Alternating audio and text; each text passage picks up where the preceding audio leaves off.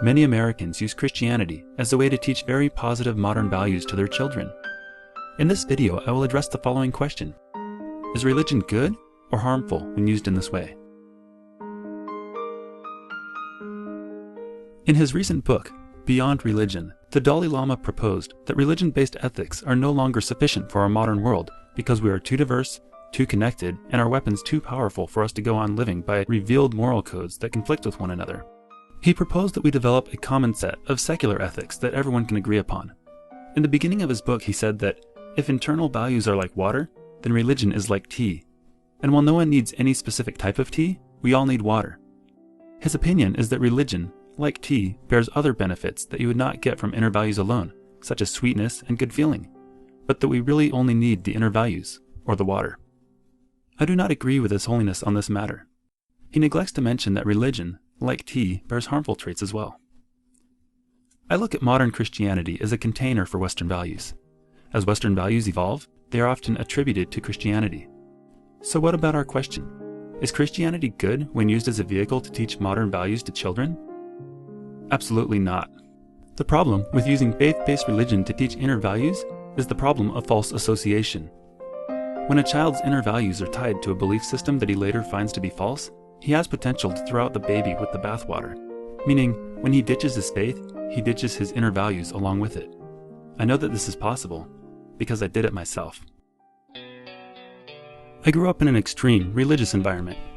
In fact, I went to private Pentecostal Christian schools from kindergarten through 11th grade. I was raised to believe that morals can only come from God, and to hell with it all if you don't believe in Jesus. When I got to college, I quickly realized that my parents were wrong about a great deal of things, especially religion. The same people who taught me that it was wrong to lie, cheat, and steal had also taught me that non-Christians were bad people, that the earth was 6,000 years old, that witchcraft was a real problem, and many other false beliefs that were to be held in equal importance to the morals. After I deconverted, I was a 19-year-old kid with no way to discern which values were important and which were BS. My moral compass had been shattered. Over the next few years, I transformed into a bad person. I started smoking. I drank a lot. I started to lie and cheat on tests. I started taking drugs and selling drugs. I went into debt and completely ruined my credit. I totaled my car and later totaled my motorcycle. I somehow had the impression that committing minor crimes made me a stronger, better person. So I did a lot of really stupid, petty crime. I broke into local stores and I stole things that I didn't need just for the fun of it. I threw beer bottles through local business windows and damaged bicycles that I would see chained to public bike racks. One night, I stole a fire extinguisher and went through my apartment building, spraying it through the mail slots and the front doors of the other apartments, making a huge mess for each of my neighbors. Needless to say, I damaged many of my friendships. The list of additional transgressions is extensive. During this period, I was the classic example of a bad person. And I was proud of it. That's how confused I was about right and wrong. Looking back, this was the darkest, most shameful part of my life.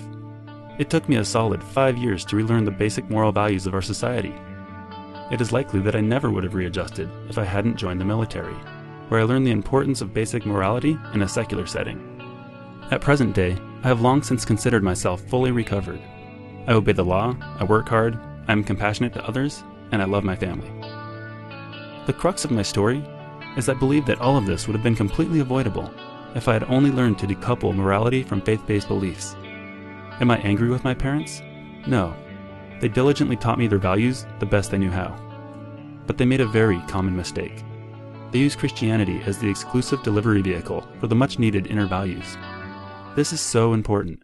I cannot help but wonder how many murders, how many rapes, how many ruined lives were caused by otherwise good people whose religious upbringing left them confused about the nature of right and wrong, and who took things just a bit too far before they found their way.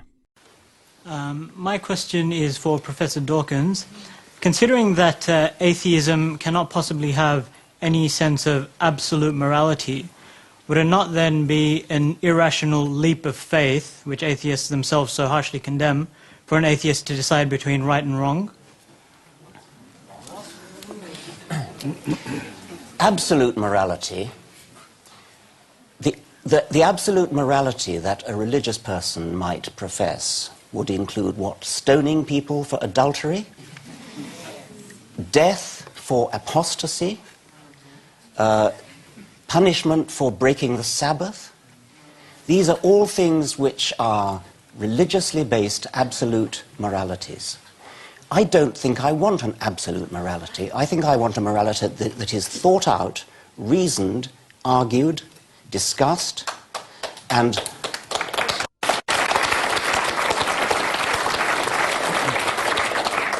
based upon, I could almost say, intelligent design. Can we not design our society which has the sort of morality, the sort of society that we want to live in? If you actually look at the moralities that are accepted among modern people, among 21st century people, we don't believe in slavery anymore, we believe in equality of women, we believe in being gentle, we believe in being kind to animals. These are all things which are entirely recent.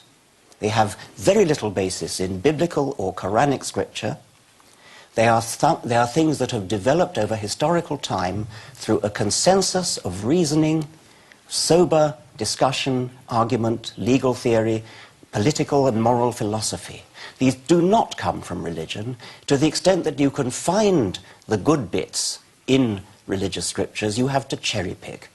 You search your way through the Bible or the Quran and you find the occasional verse that is an acceptable profession of morality. And you say, look at that, that's religion.